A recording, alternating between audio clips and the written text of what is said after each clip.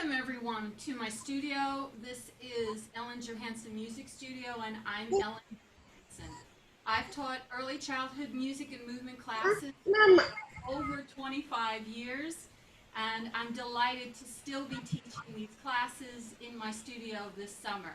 Although as you can see, we're not doing it where you are here, and that has always been the delight for me to have children come into my music studio, because not only are they sharing music with me, but they're sharing the environment. And so our orientation today is to help you to create an environment of music at home so that we can make these classes as effective and as fun as possible. Now, just to give you an introduction to Music Garden is a program that goes from 0 all the way to age 9. And Jennifer could tell you that she has 2 children who are twins, and they graduated from this program, and they are now playing the piano beautifully. She has another son named Trekker who is in book 3 of my keyboard program. However, we all know as teachers, musicians, and early childhood music specialists that these early years are essential for creating the space for later music study. And so in this classroom, we're creating an educational platform. We're not entertaining children. And so that's why putting a camera in front of me gives me an extra challenge of trying to keep the education in front of us and not having it turn into edutainment, where the child is plopped in front of the screen, mom or dad goes and does the dishes. But rather, everybody is part of this musical experience, which is focused on the toddler, the 3-year-old, and the 4-year-old. And this orientation is for 2 classes I'm teaching this summer. I have a class at 10 a.m. for my toddlers, my 1s and 2s, and some early 3s. And then I have my 11 o'clock class for my 3s and my 4s and an occasional 5 that likes to come in. And there is a difference between the 2 programs. So what I'd like to show you, just so you're clear about which program you're in, the 10 o'clock program is What Do You Hear? This program is an 8-week program, and if you haven't looked at your material yet, and if you haven't picked it up yet, I believe you both have picked up your material. Michael, you picked up your material, yes. So you'll see that this book is a little different from what you're used to if you've been in programs before. When you open it up, you'll see that each piece is here with activities that we will be doing in class. And the goal is so that by the time we get to the end of the summer, you can read this book. And when I say read, that they'll know what to do. You'll be singing, you'll be doing the activities, and these pictures will become cues for them to participate in the book. So the book becomes a very active time of musical play for that young child. In the back of the book, I want to remind you, this is your at-home CD, which of course you can plug in if you still have a CD player. Down here though, you see that there is a recordable option where you go on to digital.musicgarden.org. You put in this lengthy number. I suggest someone tell you it as you go.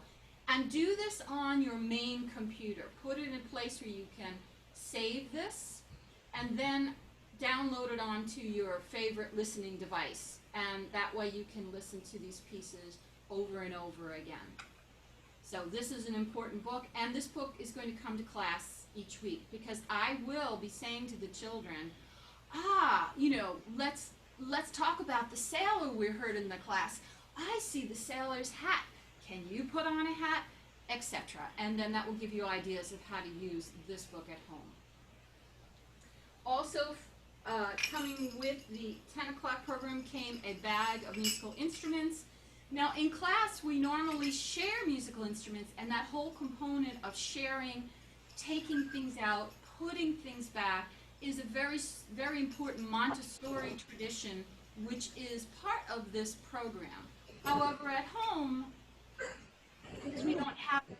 So instead, we're using this, and inside, hopefully, and you may want to check, you should have gotten 4 sticks so that you have a set for you and a set for the child. You have 2 scars, beautiful scars, again to share. You have a bell for each, although they may not want to share with you. And these lovely chimes that we should use. They're beautiful sounds. You can take all of these things and you could leave them in that bag, which is a great idea, so that when it's music time, they know the bag comes out and then it's put away. Oh, thank you, Trekker. Yeah. That could be it. Or what you may want to do is create a basket that would be just the things you need for this class. For them that it's music time and you bring this out and look, I have my different tools. And what I like to do each time we do it is I like to put a surprise instrument in. So what do you hear? Well, we'll talk about the maracas. So that they're going to look forward to seeing what did I put into my basket. And I'm going to encourage you to put things into your basket too, so that they can share what they heard around their house. And you may be surprised what they might put in there. It could be something from outside. It could be a pot with a stick. It could be something so quiet you can't hear it. But it gives them a chance to explore sounds around their house and sounds around their home, nature, the beach.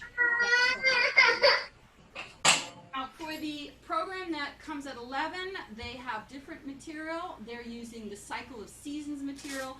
This program is designed for the 3-year-old, and their CD just looks a little different. It comes in a little holder, and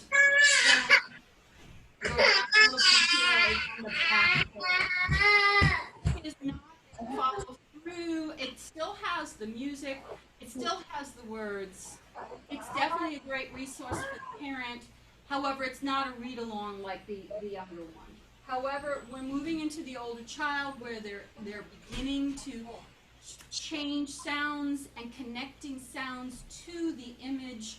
And so we're going to be exploring the sound of the fly and the cicada.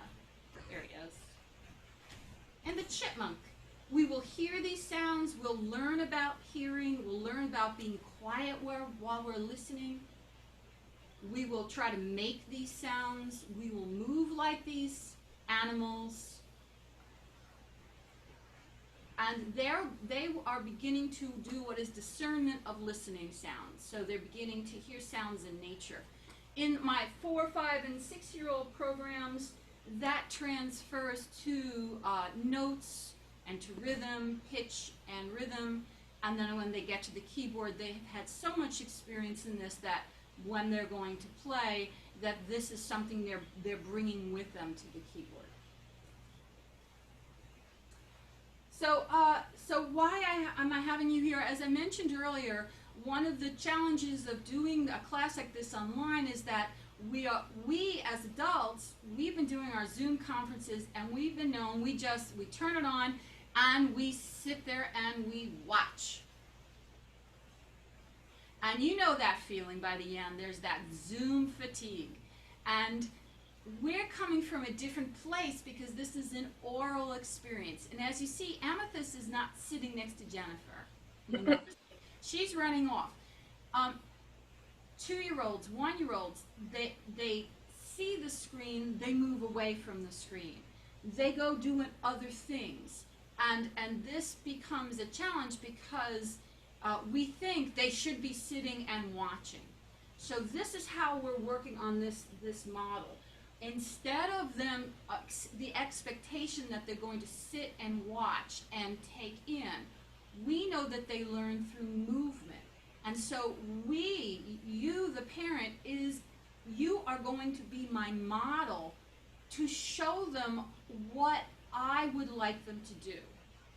Now the reality is, a 1 and a 2-year-old are impulsive creatures. They do what they do. They either do it or they don't. They may do it eventually. They may never do it. They may decide to go and explore that part of your room, which they've been doing every day. But even when they're moving and they're roving and they're exploring and they're curious, their ears are always open. And so if we can keep them in the room that we're using, then there's a higher chance that they're going to experience this program. So when I am sitting here and I sing, come on everyone, come on everyone, come on everyone, tap with me, I'm going to ask you to do that too.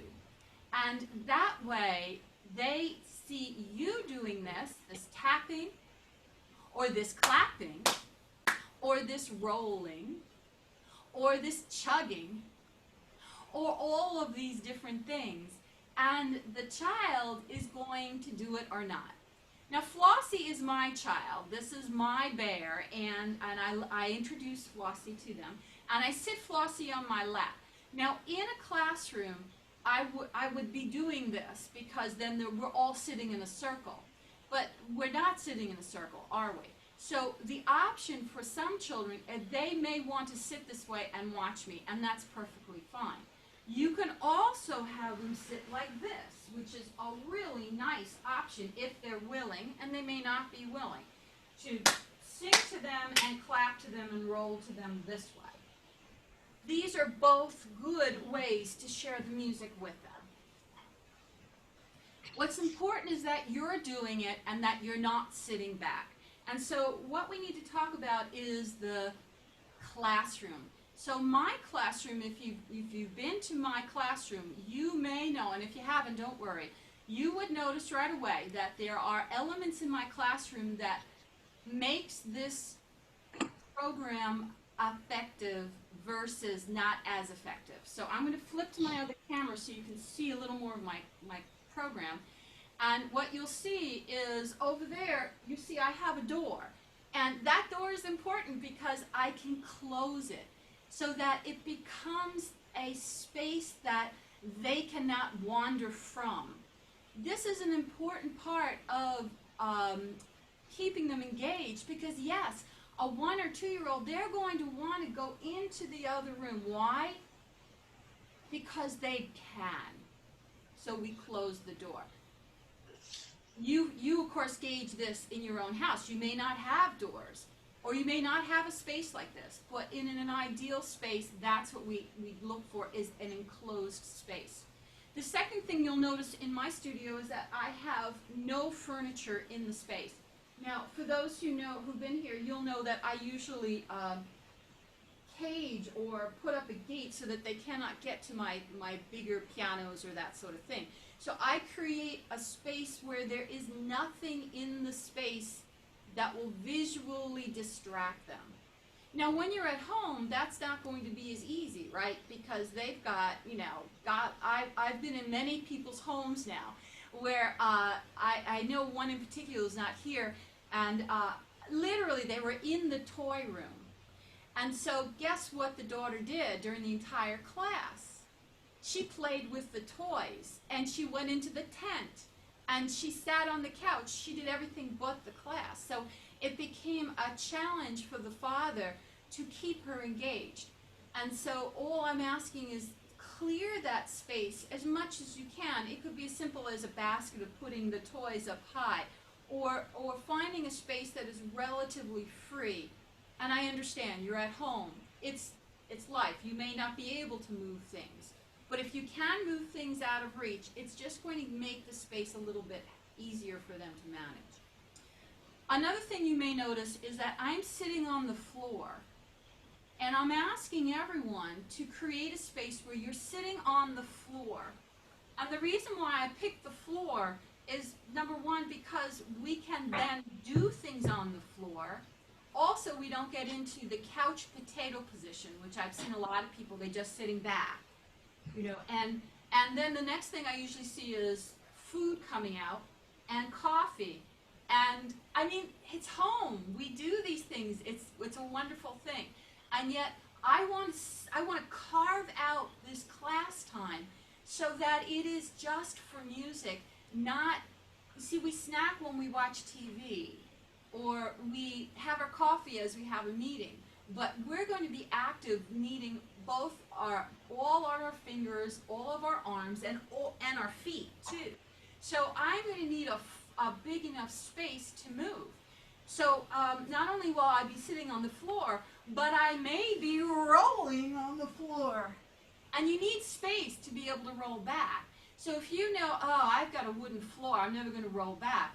Well, if you have an exercise mat or something softer, you may want to put it out, or you just won't roll as far back. Do a little bit. We also may roll to the right, or we may roll to the left. Children learn through movement, and I'm going to stay in that basic model, that I'm not just going to sit here and strum a guitar, but rather I am going to do music with movement as part of the program. Another thing, and you'll notice this camera is set up, is that I can also stand, and in my space I can walk through my space. So you'll need enough room to do a little walking. Now you may only be able to walk this far. That's okay. Or I may ask the children to jump. And they're going to need some space to jump. And of course they will do variations. The one that I've seen over and over for the past month is the one, you know it well, where they want to come up and do the flip. Well, if you've got breakable items in your space, you may have a rule that they're not allowed to do that in that space. So you have to find a space where they're allowed to jump, or they're allowed to flip, or they're allowed to roll, or they're allowed to, in other words, they're allowed to move in that space. So let's go back and say that the home environment needs to have enough space to move, access to the instruments we'll use. It could be, again, it could be a pretty holder or anything you want. It would include instruments either I've sent you or instruments that you have collected, and it's okay if I say we're taking out sticks and you take out 2 wooden spoons, that's fine. But they're going to be in your holder, and also the added sound, maybe the bonus sound that we might discuss in class. Oh, one other thing, you'll notice that part of my program that we are developing 2 isolated components of learning music, and one is rhythm and the other is pitch.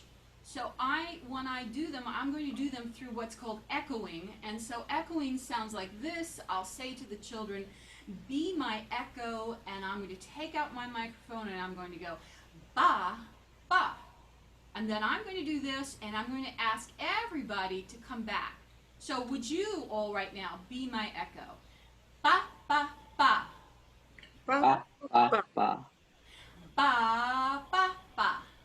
Ba, ba, ba.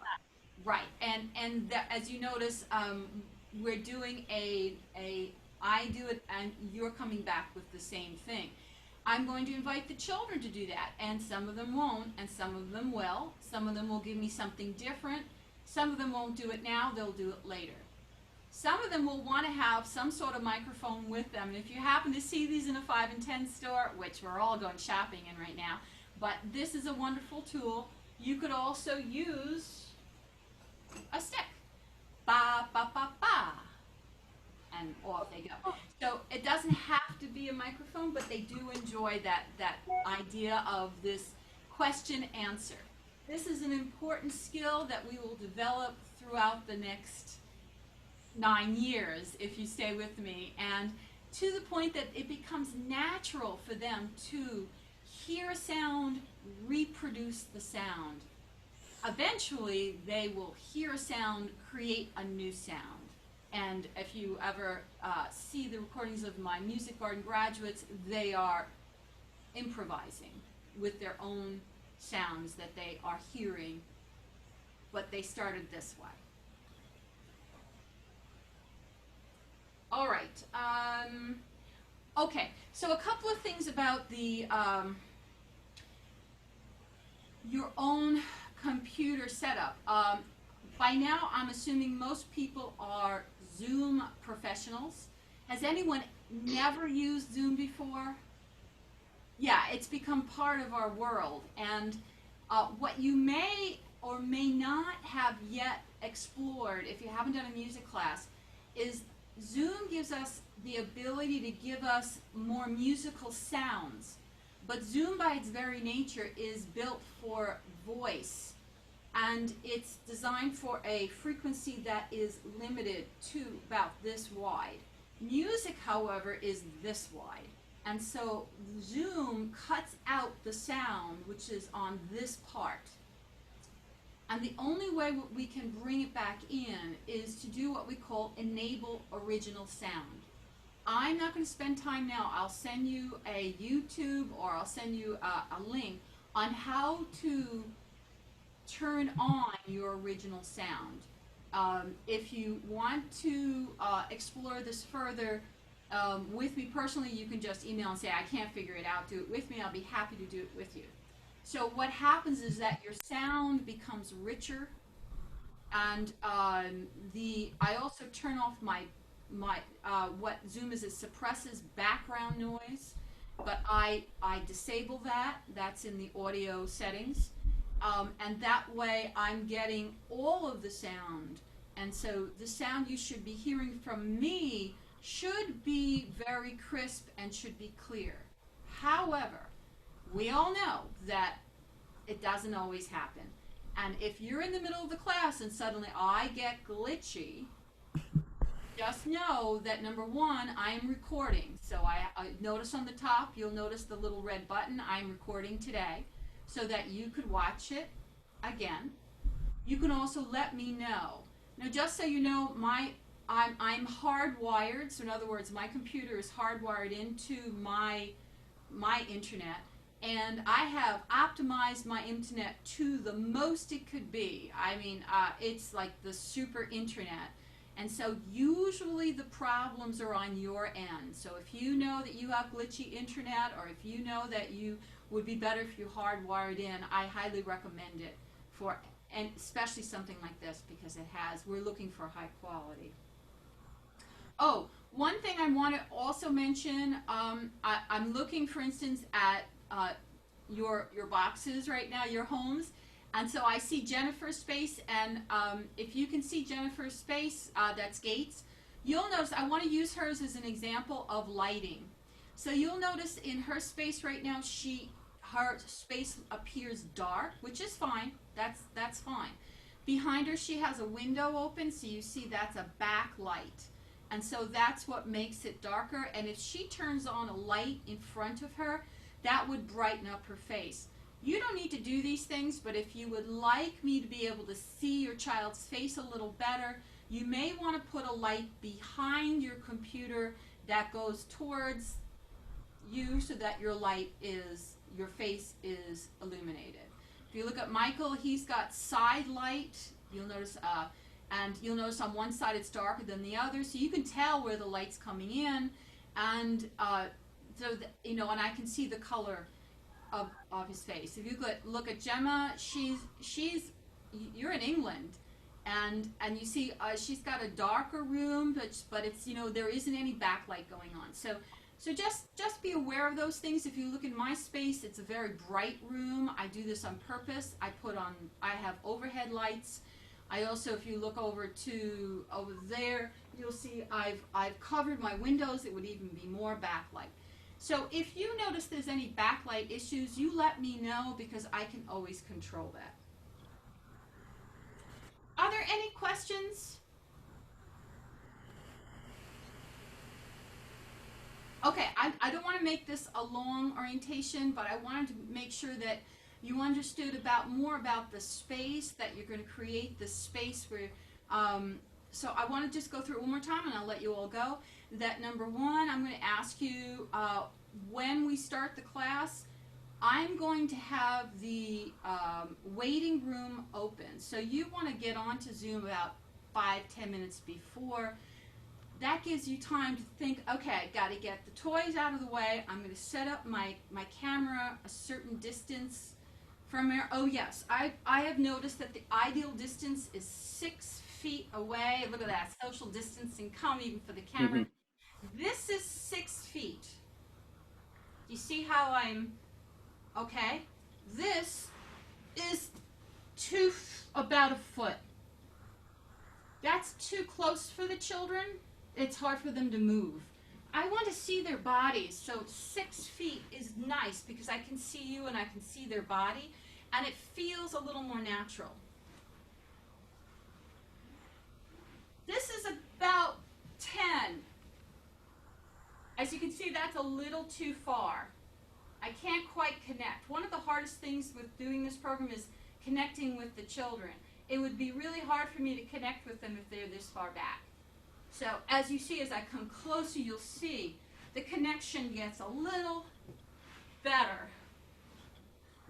It's interesting, isn't it? And there I am. So you want to fool around with that. You may want to put on Zoom, just open up your own room ID, which you can do, and then play around with it when your child's not here. Put it on the ground. Figure out, how am I going to set it up? Will my computer, will my iPad, will my phone? If you're using a phone, you're going to find it's harder for the children to engage because that screen is just so tiny. Also, one of the things, once you set it up, you want to keep it there. You want to get it sort of out of range of fingers.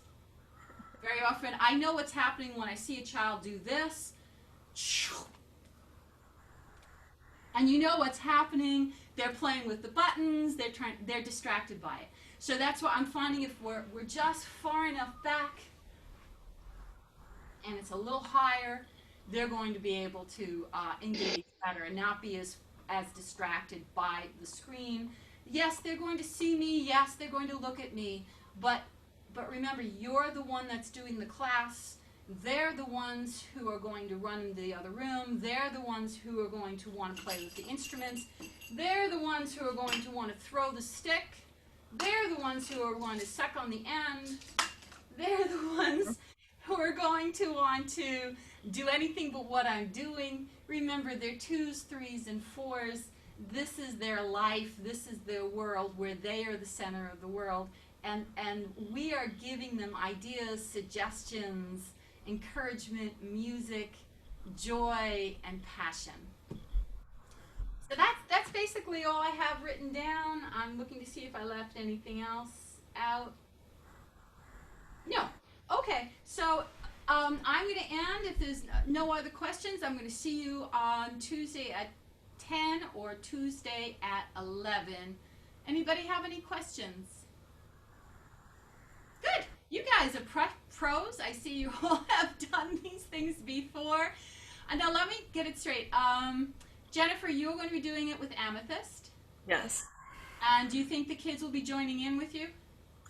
Probably they'll come in and out. They're not going to probably do the whole class, but they like to do certain things, like the circle games and stuff. They'll probably join us for. That'll make it so much more fun when you have. If you have some extra people around, you can get them into the circle games. That's really nice. Michael, are you going to be doing it, or? Yeah, probably. Okay. So is Tony going to jump in? Monty. Monty. Oh goodness. Yeah. I know it was a T. Yeah, I don't think so. Probably not. But Uh, will he be around at that time? yeah, Well, maybe. see if you can talk him into. Okay. It's all right if what you can invite him to do is, if he doesn't want to see us, he can sit outside of it just to watch. Okay. Some people don't like to be on a screen. Yeah. And I get it, but they're going to be curious. He's going to be curious, and he may want to. And then when you go to sing that song, you might find him singing it too. So. All right. Sounds good. Yeah, I believe in everybody doing this. Good. What about you, Gemma? Who's going to be in your? Well, probably just Maisie. Sometimes maybe sometimes a dad, but the little one maybe spends most of her life batting away the 10-month-old sibling. So this is an idea of her to have something that's just for her, I think. So you're going to try your best to have the 10-month-old sleeping. I'm going to try. Yeah, that's the plan. That she'll be napping at least for the first half of the class, and then the tag team sorting her out so that Maisie gets this kind of special time. That's the plan. Yeah. Well, one great thing about online is we don't have the issue of children, I hate to say it, interacting. Because really, ones and twos, sometimes their interaction can be, from our point of view, inappropriate, or, they push, or they get in each other's way, or they bang. That's not going to happen, which I miss because they're learning a lot about being with other children. But that's not a component that we're going to deal with. And so whether you see 15 of those squares up there or only one, I will be doing these classes and I will be recording them. There will be people who, for one reason or another, cannot make it, but they will be seeing the replay. So, of course, if you can make it and you can make this part of your summer, I greatly appreciate it. And if you have any friends who would like to drop in, they are welcome to. Just give me a little heads up and I'll be happy to invite them to come in. All right? Yeah, I may have some friends who are with us and maybe they'll jump in, from time to time. Yes, please feel free. Don't say to them, "Oh, look, we've got this music class. Everybody go out to the pool. I'm going to stay in here." And you think, "Oh boy, I could be out with them." No, invite them in. Say, "Hey, we're going to be doing some songs, and we're going to take out some instruments, and it's just a fun thing to do before we go to the beach, and we're going to do a circle game, and this is so much fun." Invite people to join you. It just gives you more of a sense of the classroom experience. All right, everyone, I've taken enough time of Thursday morning and for you Thursday afternoon. I look forward to seeing you all Tuesday in the morning and in the afternoon. And be well and be safe. Have a great July 4th weekend. Thank you very much. Yeah. You're welcome. Thanks, Ellen. It's good to see you. Good to see you, and I'm so glad you joined us. Yeah. Bye. Goodbye. See you later.